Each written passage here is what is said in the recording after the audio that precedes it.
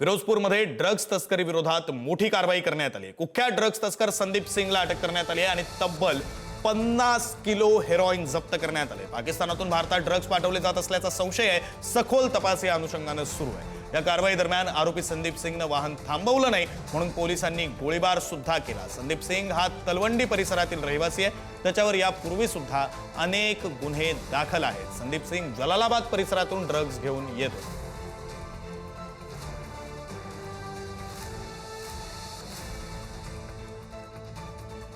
दिल्लीमध्ये झालेल्या कारवाई संदर्भात आणि या फिरोजपूर मधल्या कारवाई संदर्भातली माहिती देण्यासाठी आपले प्रतिनिधी शिवाजी काळे आपल्यासोबत जोडले गेलेले आहेत। शिवाजी, दोन्ही घटना महत्त्वाच्या आहेत। एकीकडनं शस्त्रसाठा त्याच्यावर कारवाई करण्यात आली, दुसरीकडे ड्रग्ज 50 किलो हेरोईन जप्त करण्यात आलेले आहेत। खरं तर दोन्ही प्रकरण जर विचार केला तर बॉर्डरशी संबंधित आहेत आणि बॉर्डरमध्ये खास करून फिरोजपूर हे पंजाबमधील एक शहर आहे आणि त्या शहराच्या जवळ बॉर्डर आहे। त्या भागामध्ये सातत्यानं अशा पद्धतीने पाकिस्तानकडनं ड्रोनच्या माध्यमातून एक शस्त्र तस्करी त्याचबरोबर इतर जी पदार्थ आहेत जे खास करून भारतामध्ये नशा वाढवू शकतात अशा पद्धतीचे पदार्थ पाठवले जात असतात आणि त्यामध्ये सगळ्यात महत्वाचं म्हणजे ड्रोनद्वारे सगळ्या ही जे शेड्यूल आहेत हे पूर्ण जी टोळी आहे त्याचा पर्दाफाश करण्यात आलेला आहे।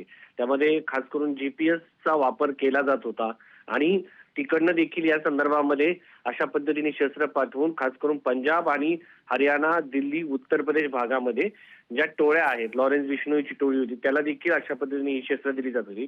यामध्ये एक महत्वाची बाब अशी आहे की ही शस्त्र पाकिस्तानी नाही आहेत तर चीनी बनावटीची आहेत, त्याचबरोबर तुर्की बनावटीचे पिस्तूल आहेत आणि अत्यंत अद्यावत ही पिस्तूल आहेत।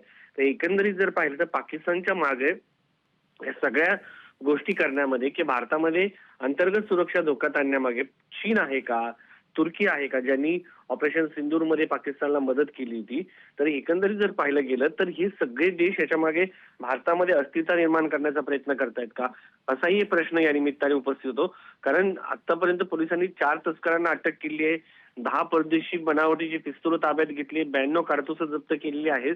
तर हे जे काही सुरू आहे हे कुठेतरी भारताला अडचणीत आणण्यासाठी, अंतर्गत सुरक्षितता धोक्यात आणण्यासाठी केलं जात आहे का, हा प्रश्न उपस्थित केला जातोय। कुख्यात ड्रग तस्कर संदीप सिंगला अटक केली, त्याच्याकडनं 50 किलो हेरोईन जप्त करण्यात आले। तर हे सगळं एकीकडे हेरोईन आहे ज्यामुळे तरुणाईला त्यांचं आयुष्य उद्ध्वस्त करता येईल, त्याचबरोबर त्याच तरुणाईच्या हातामध्ये अशा पद्धतीने पिस्तल देणं, त्यांची माती भडकवणं आणि वेगवेगळ्या गँग तयार करणं, त्या गँगला नेटवर्क तयार करणं आणि त्याला पिस्तूल पुरवणं। खरं शिवाजी, तुम्ही म्हणताय त्याप्रमाणे या दोनही ज्या कारवाया आहेत त्या कारवायांकडे केवळ कारवाई म्हणून न पाहता मोठा काही कट होता का, मोठं काही उद्दिष्ट होतं का, या अनुषंगाने सुद्धा विचार करायला स्कोप आहे। धन्यवाद तुम्ही दिलेल्या या सगळ्या सविस्तर माहितीसाठी।